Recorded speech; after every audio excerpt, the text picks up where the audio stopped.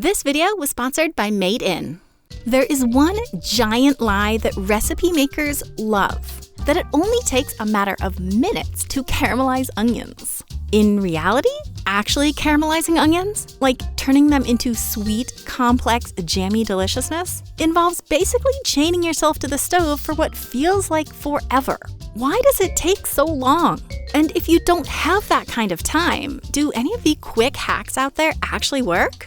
Lots of research, lots of onions, and lots of tears later, I have the answers. And spoiler alert, there's only one hack worth trying.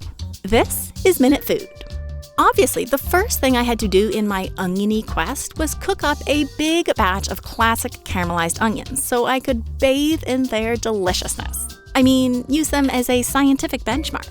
I also wrangled every relevant expert I could find to help me understand what's going on in that pot. Now, I've occasionally heard that, despite the name, caramelized onions are actually the result of the Maillard reaction, which sounds plausible. Both caramelization and the Maillard reaction are chemical reactions that, especially at high temperatures, transform sugars into lots of different molecules, many of which are either dark brown or delicious. But while caramelization only requires sugars and heat, the Maillard reaction also requires free amino acids. And onions contain remarkably few amino acids, or proteins to break down into amino acids. So the contribution of the Maillard reaction to caramelized onions is pretty minimal. The dominant process going on here is true caramelization.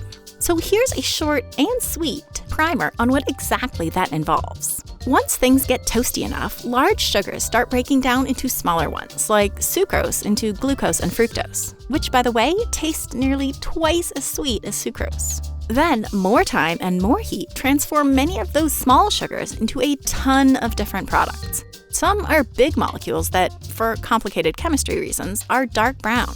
Others are super small and super volatile molecules with all sorts of flavors. Some nutty, some fruity, some buttery, some bitter. Still others, for reasons scientists don't fully understand, actually enhance our perception of sweetness. The longer the process goes, the more of these final products, the dark brown super complex ones, you'll get. And this whole process simply takes time, especially at temperatures low enough that aren't liable to burn your onions. Plus, there isn't all that much easily accessible sugar in an onion. Most of its sugars are locked up in big carbohydrates. With enough heat, they will break down, producing additional sweetness and allowing for further caramelization. But this decomposition takes a while. As a result, truly caramelizing onions takes anywhere from an hour to several hours, depending on how low and slow you go and how deeply caramelized you're going for. My caramelized onions, which were amazing, took me 1 hour and 10 minutes. But I am a curious culinary nerd who is perpetually short on time. The obvious question is whether it's possible to speed this process up. So I tried 6 different hacks out there that claim to deliver delicious caramelized onions quickly, some as fast as 15 minutes, and compared them to the real deal. First, microwave caramelized onions, which were done in a super quick 15 minutes. I thought these were going to suck, and they did. They were super dried out and really unevenly browned, or blackened, really. They were closer to fried onions than caramelized onions. Definite fail. Second, oven caramelized onions, which clocked in at 39 minutes. Basically the same thing here, somehow dried out, raw, and burned all at once. Nope. Then I tried this version from Serious Eats, in which you cook the onions on high heat, deglazing the pan almost constantly to avoid burning. Despite being called 15-minute caramelized onions, it takes more like 25 minutes total. I'd call the result cooked or even browned onions, but not caramelized onions. They were still pretty firm and barely sweet at all. If you are looking for even a reasonably close approximation of caramelized onions, this too is a fail. Next, classic caramelized onions, but with a sprinkle of baking soda early on. These clocked in at 46 minutes. Baking soda speeds things up because caramelization, like the Maillard reaction, accelerates under higher pH conditions. These were closer to the gold standard I was looking for. They were sweet, but like cloyingly sweet, with none of the depth or complexity that I love about real caramelized onions. Plus, they turned into kind of a mush. Another fail. And I got a very similar result with the next hack, pressure cooker caramelized onions, which took 42 minutes from start to finish. Mushy, overly sweet, boring. Fail. The final contender was a trick from America's Test Kitchen, in which you steam the onions in water first, then repeatedly smash and flip them over medium-high heat. It's a technique Helen Rennie, one of our favorite YouTube cooking nerds, refers to as steam then brown. These onions came out nice and soft, but not mushy, and were wonderfully sweet and complex. They were virtually indistinguishable from the legit caramelized onions. Finally, a pass. But the time savings here were underwhelming. ATK claims this technique takes 30 minutes, but it took me 50 minutes for these onions to reach about the same level of caramelization that I had gotten in an hour and 10 minutes with the standard method. I think I could get that down a little bit by using slightly higher heat if I'm careful, but still, this was the slowest quick hack that I tried.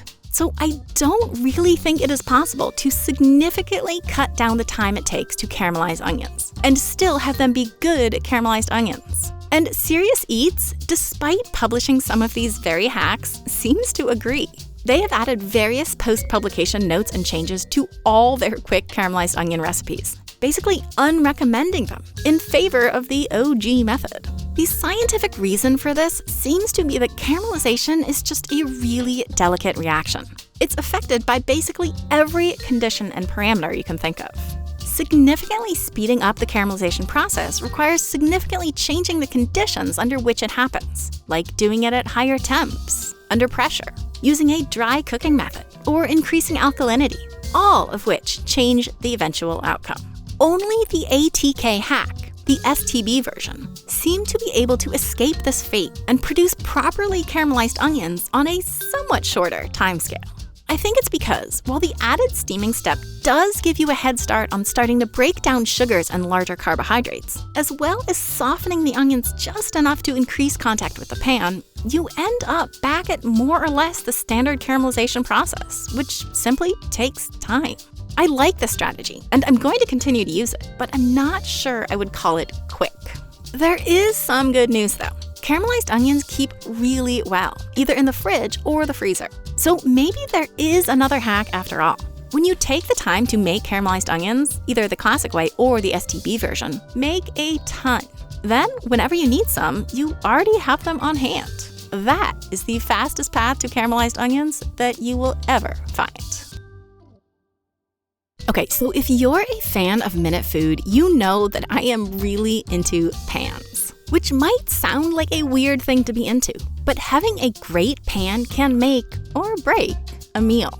That is why I am so excited that Made In sponsored this video. Their pans are literally world class. They're used by professional chefs in some of the world's best kitchens. Yet they're perfect for home cooks too. They have over 100,000 5-star reviews from press and customers. Made In's stainless steel pans, which you saw at work throughout this video, are particularly awesome. They're made of premium 5-ply stainless steel, which sets them apart from a lot of the other pans out there.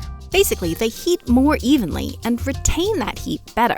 Also, you see these really nice sloped walls and rolled edges? They make it so easy to flip your food. It is just such a pleasure to cook with these pans, and cooking should be a pleasure.